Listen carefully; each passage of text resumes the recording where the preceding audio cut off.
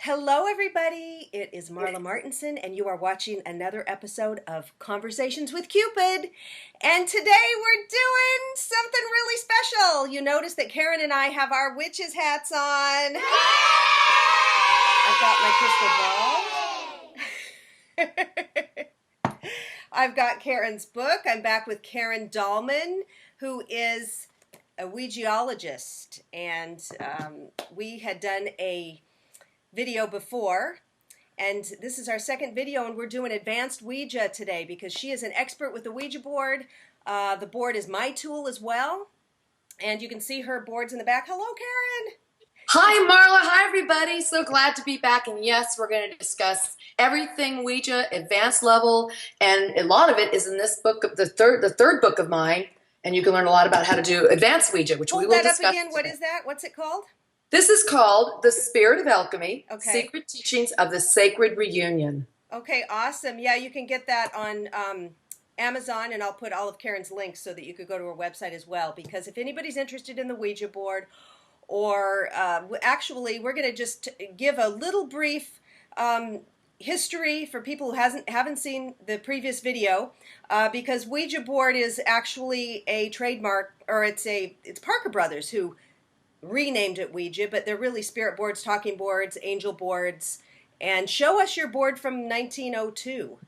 Yeah, this is my 1902 board. It's my oldest board I have. The board started being made in 1890, and so this is only 12 years after they started making it. And just to back up a little bit, it was William Fuld who had the company originally, and then Parker's Brothers bought it, and then Hasbro has it now. And so they still use the name Ouija on it and William Fuld, but it is patented. You're absolutely right. 1891, that patent was granted. And this was used as a parlor game. It was, people have been trying to communicate with the other side for centuries, for thousands of years. And I think it's important, the thing that we're kind of making fun of it, we're wearing our witches' hats and just poking fun, because we use it as a spiritual tool, as a personal development tool. It's not something that we're afraid of, and it got demonized in the 70s by that movie, The Exorcist.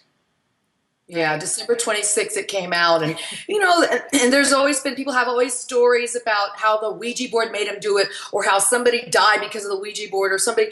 And I'm thinking, well, people die anyway. I mean, you can't really blame the board. But so yeah, and the hat thing is, it's fun because a lot of people, they associate that with Ouija boards and black cats and owls and crystal balls, and we're just saying, there's a practice called Wiccan, which is really cool. It's earth-based, and they work with energies, and they don't necessarily do Ouija, and some of them may. So we're not saying all this goes together. We're just saying this is our way, our fun way of sharing this information with you and to you in a fun way. Yeah, exactly. And Karen and I met recently. I saw her on George Noory's show Beyond Belief, and I had been a guest on his show a couple years prior, so I watched the show all the time. And I use the board. It's my tool. It's so much fun, but it's kind of, I've been in the closet with it because people, like we were talking about, they're afraid of it. They think, you're a weirdo or whatever. And so when I saw Karen, I was just like, I've got to contact her. So now we're like these, Ouija ladies.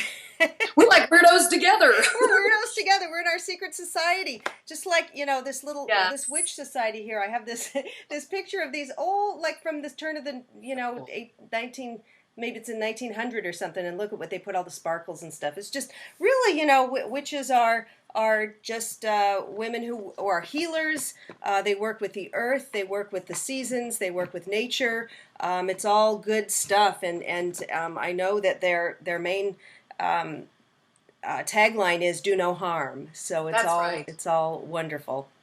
And so is the Ouija, and the Ouija can be used very much in similar ways. You can bring in the different energies and elements if you want, crystals, and you can do saging, and so you can bring in all the different, 4 directions if you'd like. You don't necessarily have to, but if that works for you, you can do that. So Ouija today is really, we're going to talk about how positive it can be and where you can go with this. It's not just to use Ouija as a novel idea. It's really about now, where does Ouija take you? Where does this work with Ouija take you, and what can you do? What are the implications for it within your life? Yeah. So before I got on the call with you, I took my board and which I, have shown. I use a small little board which I love, but I have about 4 boards. And I got on there and I said to my angel, do you have any message for me today? Anything that I need to know? And can you help me? Because I've been having some challenges with my work. I'm a matchmaker, and sometimes it can be quite challenging to match. The clients. So I was asking for help, and she's like my life coach. And then people were asking, I want to address this. We've been getting a lot of emails about the protection. How do you protect yourself? What do you do? Do you just get on there?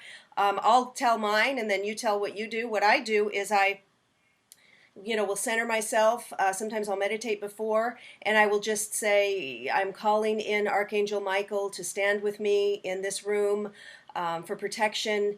I declare that this space, this house, this property, and this neighborhood is protected by the white light of Christ. And I invite only those guides, angels, and entities in with the highest vibration to connect with me and welcome, and I thank this communication. So that's pretty much what I do. That's very beautiful, Marla.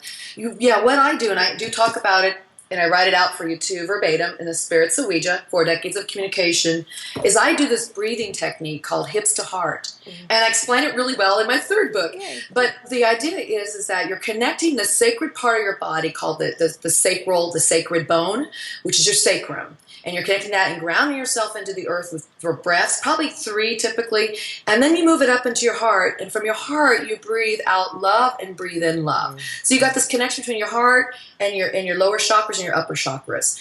And then after I do the breathing exercise, I grab hands of my partner, and I will say a grounding prayer too, and mine goes like this. God, Goddess, Universe, Spirit, Mary, Angel, Guides, and all my relations. We're gathered here today. I typically say their names. We are here in this room gathered to seek universal truth, guidance, wisdom, all that betters us, and as we move forward in life, that inspires us. We only speak to that which comes from the white light, the great source, all that is. And we speak to that which always has its best interests at heart for us. And with that, we say the white light surrounds us. It's with us in this room. It surrounds the house, our cars, as we move about our life. And we say always, thank you in advance for these communications. And with that, we say we may start. Yeah, isn't that great? And you use it usually with another person. I don't have anybody to use it with, and I just like to get on. So I know you don't recommend people using it alone. I do, and I've never had a bad experience. It's right. Great, so it works for me. But everybody, Karen and I are getting together this weekend on Saturday, meeting in person. Yes, we are. With another friend of ours and who does the board, and us ladies are going to have a great time. So we'll get messages for each other, and it's going to be exciting. It's the wonderful Women of Ouija. Women of Ouija. And then to close out, I also, you don't just want to just jump off like you're talking, like when I say after this interview, I'm not going to just hang up on Karen. I hope not. I'm going to thank her, and so I do. I thank whoever I'm speaking to. If it's my angel or whatever, I'll say thank you so much. I love you. And they always usually say I love you, Angel Kisses XO. And I say I love you, thank you so much. I'll talk to you later. Sometime if my husband's calling me or something's happening, I got to go, and I say I got to go. I'll talk to you later. I'm sorry. and then they're like, that's okay.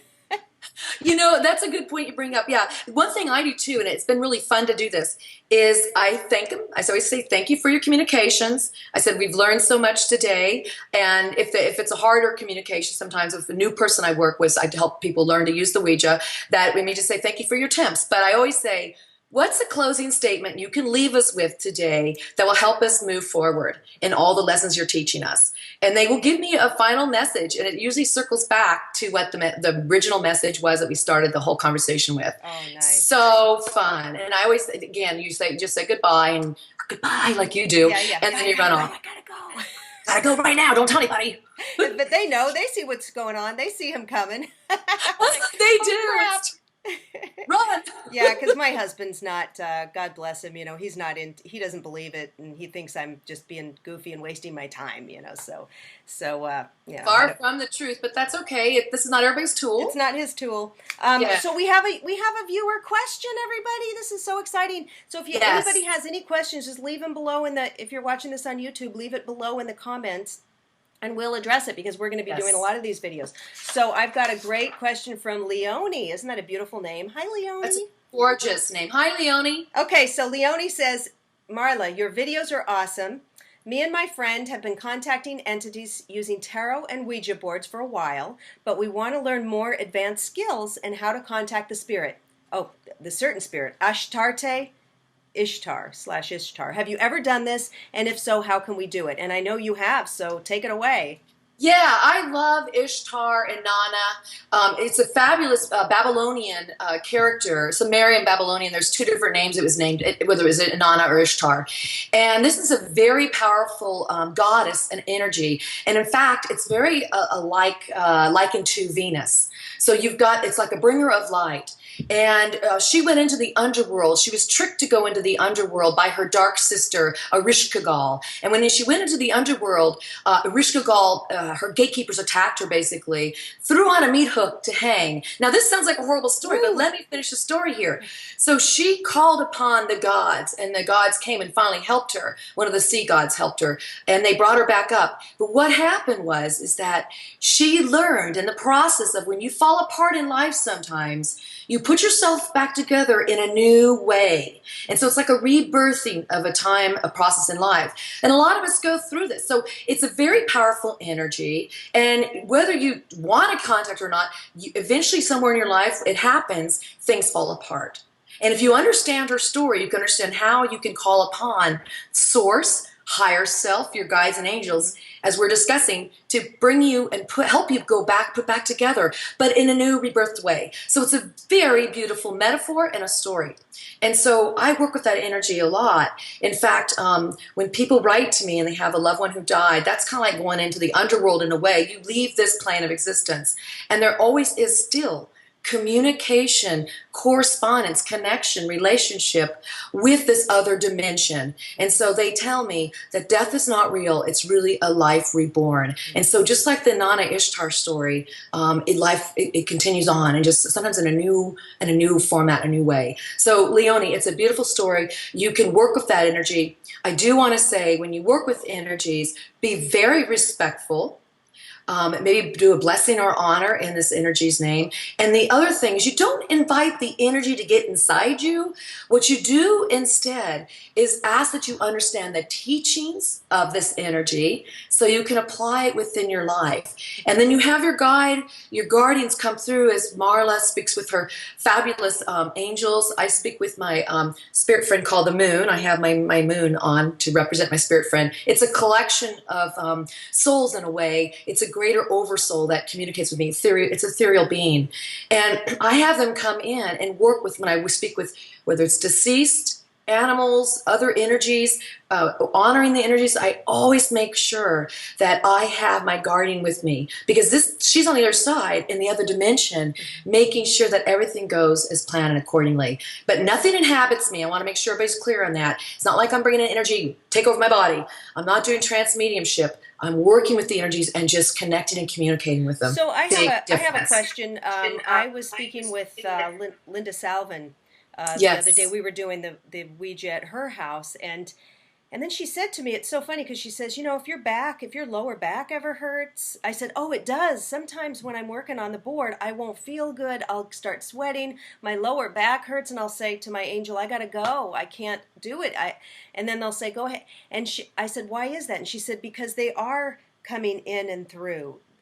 To be able to move. Yeah, the energy comes through. It doesn't inhabit you and stay in you. You're right. You're connecting with that energy. And so it's like a vibration. We have to raise our vibrations to match theirs, and they have to take their vibration and frequency and to match ours. And so it's a merging of energies, absolutely. But when your session's done, it's like that energy leaves. It doesn't. Right, I don't feel like I'm possessed or anything. It's just coming through to move it, and then that's it. And even now I can use my finger. I think you're the one who told me to try it. Yeah. I don't even have to use my planchette, and my finger Right. will move. So that's interesting. Another thing, a question that might come up is the board. Should we cleanse it? I sage mine once in a while, and I did a whole cleansing blessing because when I was with Linda, I was trying to give her a reading, and some weird things were coming through. Somebody weird came. It wasn't anything negative, but she's like, this is off. So I came home and I did a whole blessing. I used crystals. I saged it. Made up my own ritual to cleanse the board.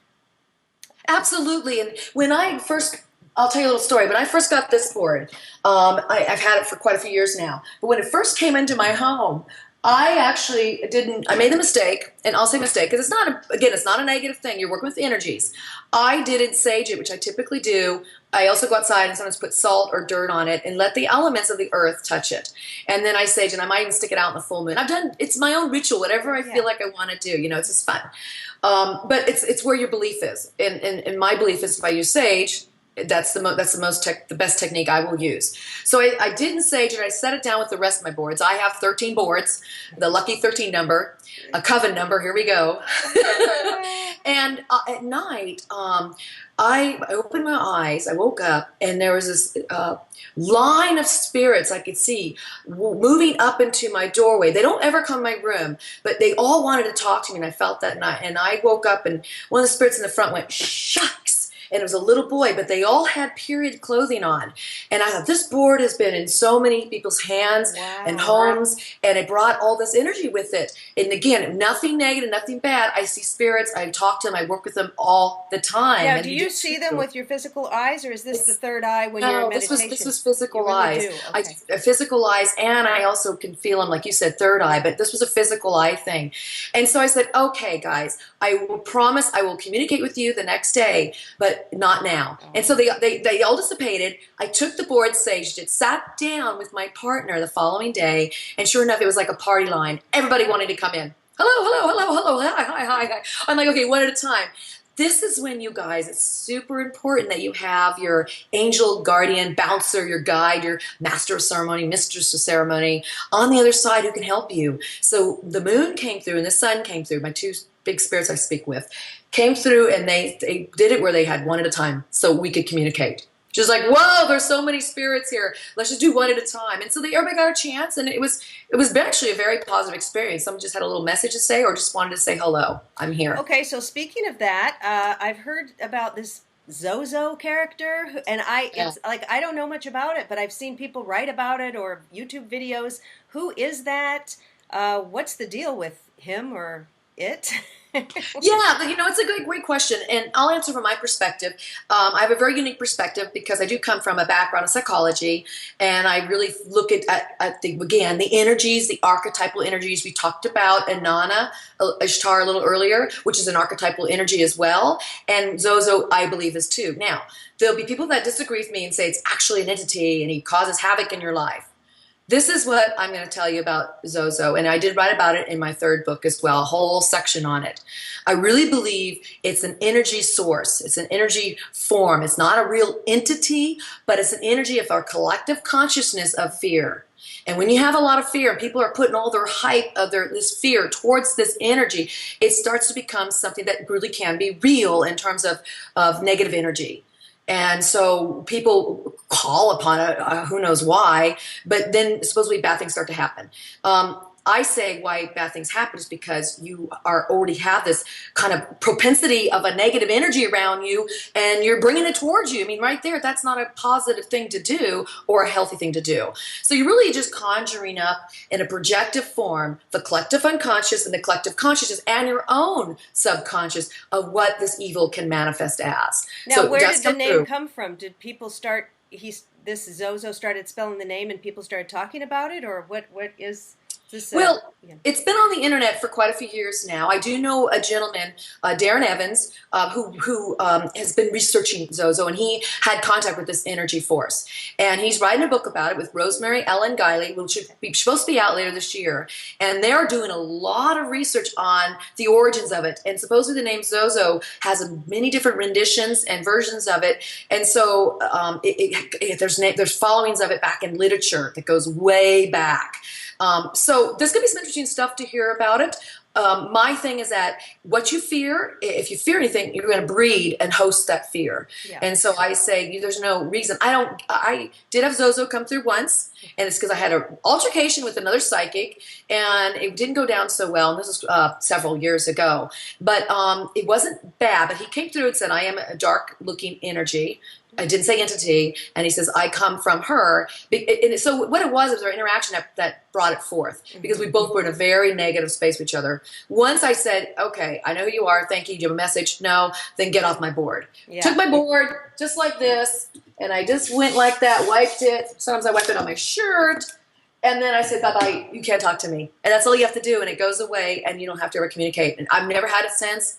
And nothing negative doing that. And I will say, if you do go on the internet and you look up things about Ouija or YouTube, there's all sorts of things. Oh, a demon came through with something, flew across the room. Right. I got scratched. And it's all mostly 99% bad. Now, I would think that any of these things that have happened or stories, those people did not do their protection prayer like we did beforehand, I would imagine. I imagine they got on there like a game. Maybe they were fooling around, drinking, laughing. Let's see what we can do here. It wasn't sacred and respectful. I cannot imagine that happening if you do it the way we do it. Yeah, and I would say, and that is a good point. I think when people have these problems, they're typically in an environment of being jovial and fooling around, and they always call it playing with the Ouija board. You'll never hear me use the word play because it's actually a tool. This is nothing to play with. It's not a toy. I know it's marketed as a toy, but it's definitely not a toy. So yeah, it's the jovial nature. It's the playing around with it, playing. It's messing around with it. It's the drinking. It's the smoking. Whatever you're doing, imbibing on something, and then using the board, you're going to bring loose energy to you.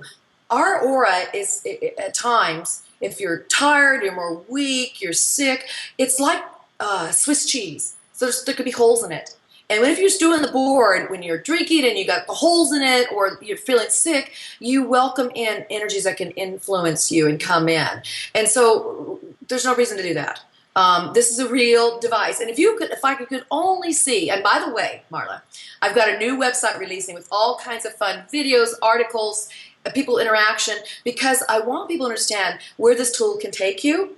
And if you could only see, and you will see when you come to my website in the future, later this month, where you're going to see the kind of messages we actually get.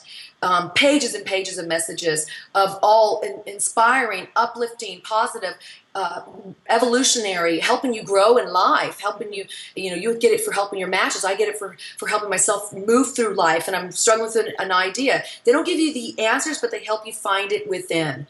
Yeah. That is advanced Ouija. That's the trick. They help your guides will always help you find the answer within.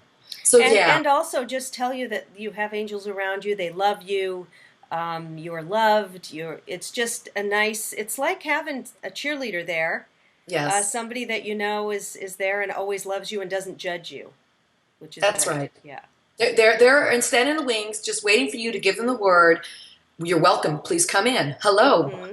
Contact, communicate with me. Well, it's funny because I was sick last week. I had a terrible cold. I was down for a week in bed, and I didn't use the board. And when I got back on, Mirth says, "Long time. It's been too long, And I said, I know. And it's so funny because they'll say that. And then today she said that, long time. I think it was just a day or two. And because I missed you. I wanted, because it's the only way for me. That's the only way I can talk to them now. I'm not I'm not a psychic or something. So, I'm working on my abilities, but that's the only tool I have right now. Well, you bring up a good point. As you work with this tool, and the reason why I'm safe, and I know why you're safe, I don't just sit down the board and do a ritual. I'm constantly surrounding myself in light. I'm constantly doing my breathing technique. I'm constantly working with the energies. I'm constantly respectful of the energies. And I'm constantly in communication with my angels, guides, source. So I come to the board with already protected because of the personal work I do. Mm-hmm. And so best thing you can do if you want to work with this tool is always do your personal work. That'd be meditation, that'd be contemplation, self-reflection, journaling, working with the energies. Maybe it's a certain religion you like. It could be Wiccan. It could be another religion. Maybe it's just a spiritual practice. Maybe it's yoga. Maybe it's deep breathing. Healing work, Reiki or healing work. Reiki work is beautiful. It's great. Energy work. Yeah, energy Come work. circle with this. Come to your, I call them open message circles. Come to your circle with this. And if you do, you will be really amazed and astonished. I'm 42 years now, and I'm still astonished with the levels of communication that do come through when we respect it, respect ourselves. People respect yourself, number one, and respect the situation, the circle. And you respect the energies there and the sources that come through. You will have an incredible, just incredible messages. All right, awesome. Well, I'm going to leave it there because we're going to be doing a lot of these videos, and we're going to be interacting with everybody. So again, leave your questions below, and we will be seeing you soon. Bye, everybody. Thank you.